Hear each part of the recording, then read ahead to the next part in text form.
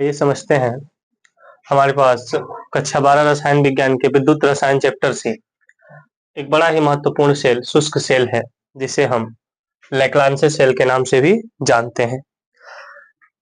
Lagrange cell क्यों कहते हैं इसको? क्योंकि इस सेल को लैग्रांज ने ही सर्वप्रथम बनाया था, लेकिन पूर्ण रूप से इसको विकसित किया था गैसनर ने। आइए इस सेल का नामांकित चित्र हम देखते हैं कि सेल में क्या क्या चीजें, इस सेल का निर्माण कैसे हुआ, क्या क्या चीजें इसमें काम में ली गई। इसमें क्या होता है, एक पूरा बड़ा शानदार तरीके से एक बॉक्स लिया जाता है, जिसमें तमाम दो तरीके के वैद्युत अपघट्य हम भरते हैं, जिसमें से एक हमारे पास होता है मैग्नीज ऑक्साइड और कार्बन का चूर्ण। ये नम पेस्ट की तरीके से होते हैं जो इसमें भरे होते हैं। दूसरा हम लेते हैं अमोनियम क्लोराइड और जिंक क्लोराइड। इसमें एक ग्रेफाइट की छड़ भी लगी होती है जो कैथोड का काम करती है, और इसमें जिंक भी भरा होता है जो हमारे पास एनोड का काम करता है, और इसी जिंक पर ऑक्सीकरण की घटना होती है, और इस ग्रेफाइट की छड़ पर अपचयन की घटना होती है। बाद में काम आएंगी ये चीजें, बाद में इसको हम देखेंगे। ऊपर क्या किया गया रहता है कि एक पीतल की टोपी लगाई गई होती है और इसको वैक्स से सील किया गया रहता है, और ऊपर पर प्लस टर्मिनल होता है और नीचे माइनस टर्मिनल होता है। कुछ इस प्रकार से इस सेल का पूरा नामांकित चित्र होता है, जिसमें ये जो आपको लाइनें दिखाई दे रही हैं, इसे हम कहते हैं मलमल का चादर। एक पतला चादर होता है जिससे इन वैद्युत अपघट्यों को अलग रखा गया होता है। सेल कैसा होता है आपको दिखा दें। ये सेल ऐसे सेल होते हैं जिनको हम दोबारा चार्ज नहीं कर सकते, जिन्हें प्राथमिक सेल हम कहते हैं। पढ़े भी हैं, प्राथमिक बैटरियां भी कहते हैं। पहले रेडियो में चीजें काम में आती थी। ये सेल आपको दिखाई दे रहा होगा, इसी सेल का ये आंतरिक संरचना है। ध्यान से देखिए इस सेल को। पहले ये चीजें रेडियो में इस तमाम चीजों में ये सेल काम में आता था, तो ध्यान से आप देख पाएंगे।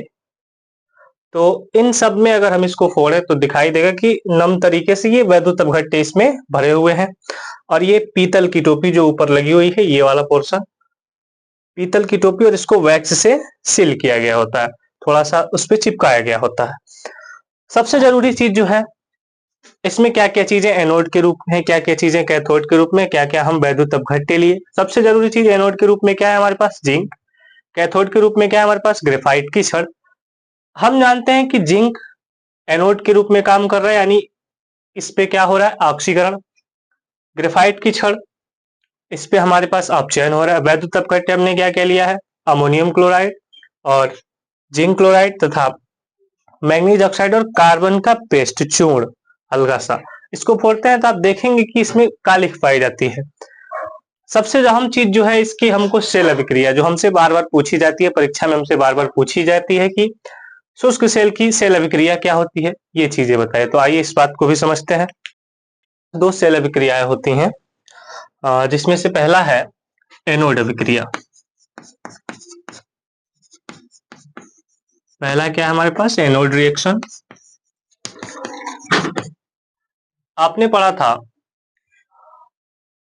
कि एनोड के रूप में हम जिंक को काम लेते हैं। इस पूरे सेल में एनोड क्या करता है? अपने अंदर से, एनोड के रूप में जो जिंक है, जिंक क्या करता है? अपने अंदर से 2 इलेक्ट्रॉनों का त्याग करता है और Zn++ का निर्माण कर देता है। सेम तरीके से दूसरी ओर हमारे पास कैथोड पर क्या अभिक्रिया होती है? यह अभिक्रिया एनोड अभिक्रिया कहलाती है। कैथोड पर क्या होता है? कैथोड रिएक्शन हमारे पास क्या है, इसको देखते हैं। कैथोड में हमारे पास मैग्नीज ऑक्साइड और विलयन से NH4+ ऑलरेडी उपस्थित रहते हैं। वो क्या करते हैं? इसके त्यागे गए इलेक्ट्रॉन को ग्रहण करते हैं और मैग्नीज ऑक्साइड हाइड्रोक्साइड का निर्माण करते हैं, और अमोनिया गैस बनकर क्या हो जाता है? उड़ जाता है।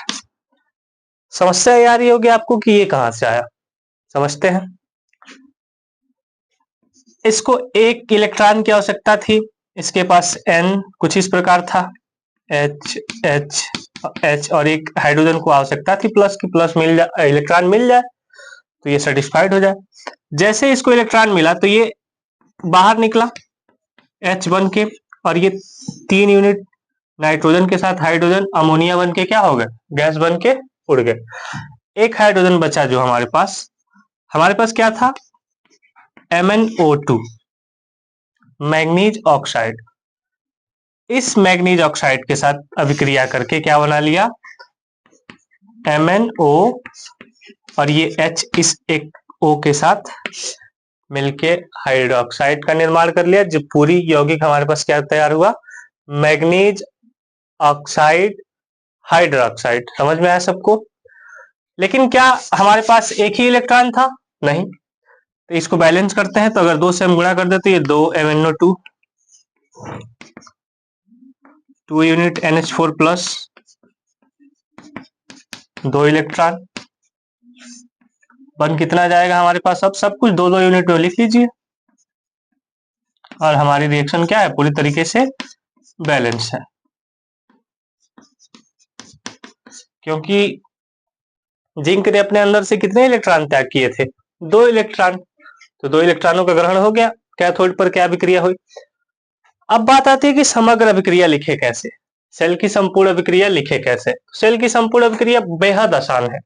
जो लेफ्ट साइड है, संपूर्ण अभिक्रिया बेहद आसान है, आप थोड़ा सा ध्यान दें। जो लेफ्ट साइड दिखाई दे रहे हैं उनको लेफ्ट साइड लिखिए। ये लेफ्ट साइड क्या क्या दिखाई दे रहा है, जिंक दिखाई दे रहा है, ये Zn प्लस इस साइड क्या क्या दिखाई दे रहे हैं, 2MnO2 plus 2NH4 plus 2 electron. Same तरीके से दूसरी साइड, राइट साइड में क्या क्या चीजें दिखाई दे रही हैं, Zn प्लस प्लस 2 इलेक्ट्रॉन। दोनों में देखना है, एनोड में भी क्या चीजें राइट साइड दिखाई दे रही है, कैथोड में भी क्या चीजें। तो कैथोड में क्या क्या चीजें दिखाई दे रही हैं, 2MnOH प्लस 2 यूनिट NH3। अब कटने वाली क्या चीजें हैं, उसको काट लीजिए। ध्यान से देखें तो 2 इलेक्ट्रॉन इधर भी है, 2 इलेक्ट्रॉन इधर भी, यानी हमारे पास मिल क्या गया, Zn plus 2MnO2 plus 2NH4 plus Zn plus plus 2MnOH plus 2 unit NH3।